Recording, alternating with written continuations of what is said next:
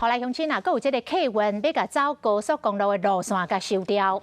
这是伫咧云林嘉义地区骑超过20吨的日通客运，为明年的2月初4开始，斗六、四湖、北港、民雄往回到台北的4条国道的路线要来停驶。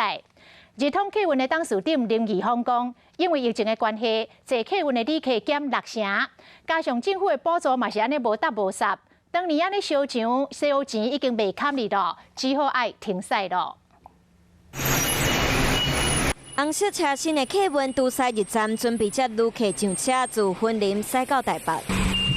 互工作人员检查票了后上车，这是伫云林嘉义地区经营超过20年的日通客运，是在地主要来台北的国道客运之一。宣布明年2月初4就外驶啊。对啊，会比较不方便啊。因为我们就是有要北上，有时候有需求的话，都有通行就比较方便啊。大概几乎每1、2个月会来回一次啊，这个都不方便啊。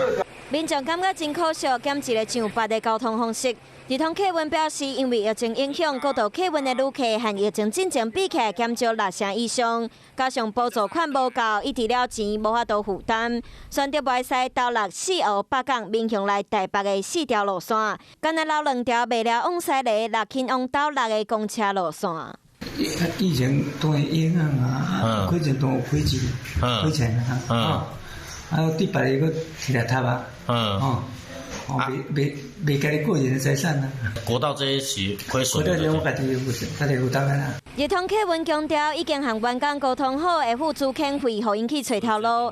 嘛变做今年台湾老牌客运当中，伫阿罗哈客运了后，第2个宣布无要驶国道路线客运。